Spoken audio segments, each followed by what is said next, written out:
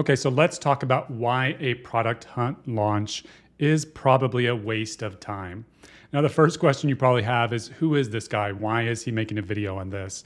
So my name obviously is Timothy Bramlett. I'm a former senior software engineer turned product manager and then turned co-founder of a bootstrapped software company, Stammer.ai. And I have launched successfully on Product Hunt with other products in the past. The last one I did was Notifier for Reddit. We had a decent Product Hunt launch, more than 5 years ago. I think it was the second or third product of the day at that time. And I did not use a hunting service of any kind. I just read a guide on launching on Product Hunt and then kind of went and followed that guide. But one of the main reasons why Product Hunt is probably a waste of time for many people these days is that it's so popular now. There is a ton of competition on Product Hunt. And it's not as easy as it was 5 years ago or even 7 to 10 years ago to launch a successful product on Product Hunt. And I haven't done it in over 5 years or more, so I can only assume it's gotten even more popular than when I did it. Now, more importantly, your target customer is likely not on Product Hunt, right? And people that I talk to in the bootstrap startup scene especially are very surprised by this, but they just have never considered these concepts. But who's on Product Hunt? Well, it's people that like Product Hunt, a lot of other developers, indie developers, various VC-funded startup people, other people I probably don't even know about. But regardless, your ideal customer is probably not there. Okay, so keep that in mind. Ask yourself, who is my target customer, and are they even on Product Hunt? Why would they be? Now, the whole point of the downside, you may think that, okay, well, my target customer is not there, but I can just launch on Product Hunt and see how it goes, right? Now, that is true. It is a low-risk activity in many ways. And we'll talk about that in a moment. But what you really want to do, especially if you're bootstrapping, right? Especially if you're bootstrapping, because you don't have the resources of a VC-funded startup or a corporation. You can't go for 1 to 2 years and build a perfect product and try to reach product market fit. You don't have the resources to do that. So what you need to do is you need to validate first that you can acquire customers, the right customers. Ideally, to be honest, you need to establish your customer acquisition channel before you build the product. That is easier said than done, especially for some bootstrappers who have never done this before. But that is honestly our philosophy and what we've done with many of our products in the past few years. Now, so as you can see, if your ideal target customer is not on Product Hunt, there's no point in launching because you're not gonna be able to validate that you can get them anyway. Now, even if your target market is on Product Hunt, you probably shouldn't be targeting them. And now this is just a personal opinion thing, but I think that especially as a bootstrapper, if you want to make enough money off of your product ASAP in order to live off of it and or build a bootstrap software team from this product, then you need to price your product as high as it can. You need to provide as much value as you can to people that can actually afford to pay for your software. Now, for many VC-funded startups, they target enterprise markets, right? Because enterprises have all the money. But the problem there is that enterprise sales cycles are extremely long, on average 1 to 2 years, and then there's all kinds of things that go on and money that has to be invested in order to capture an enterprise client.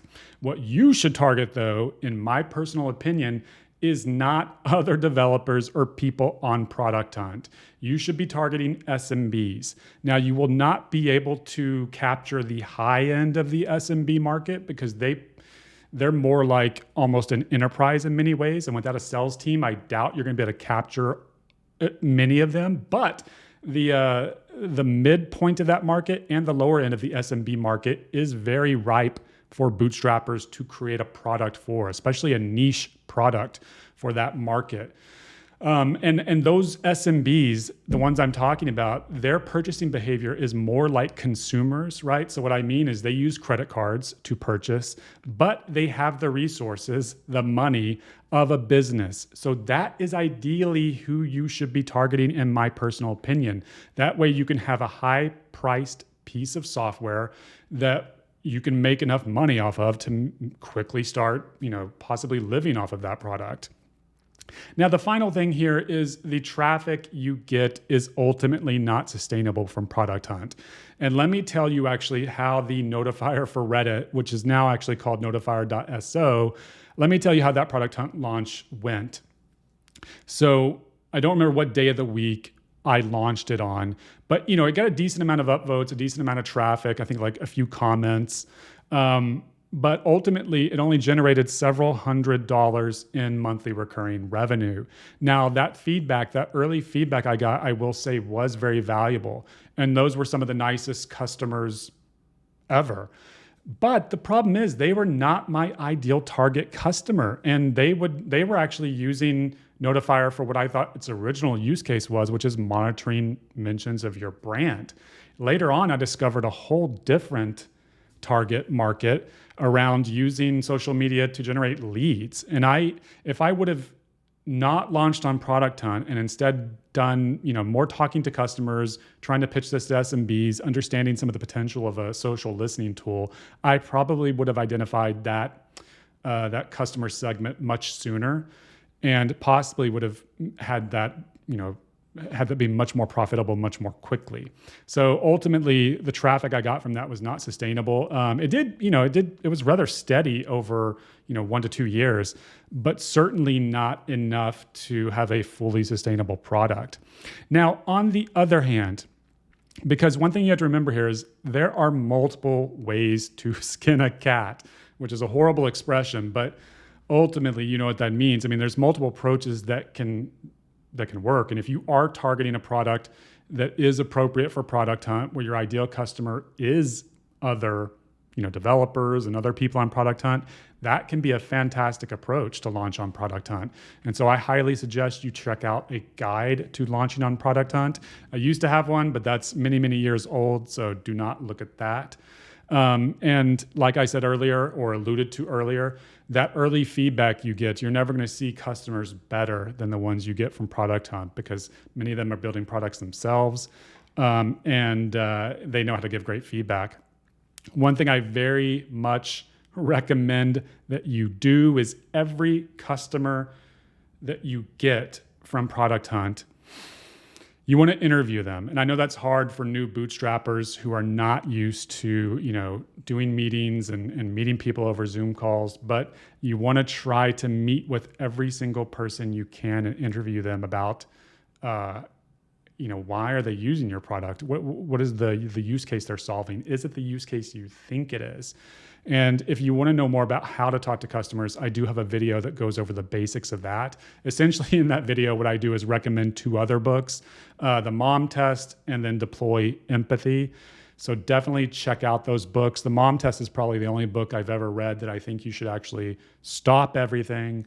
If you're building a software product and you haven't read The Mom Test, you should just stop everything, read that book. It's very short. And then go back to building. It's that valuable. It actually has changed my entire philosophy years ago with regards to product development, both in the enterprise space, because I used to be in the enterprise space, as well as the space that we are in today with bootstrap SMB targeted software. Well, really for the agency market. We target the agency market, which is, of course, SMBs.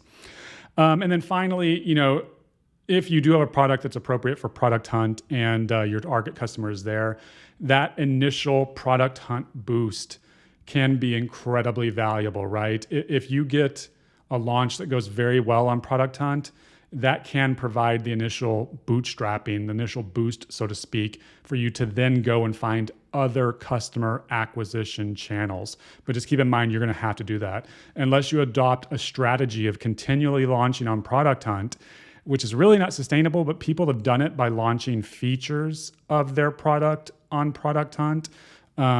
You see that, but even that, I mean, what are you going to do? Like once a year, once every 6 months, launch a new feature or a new free tool?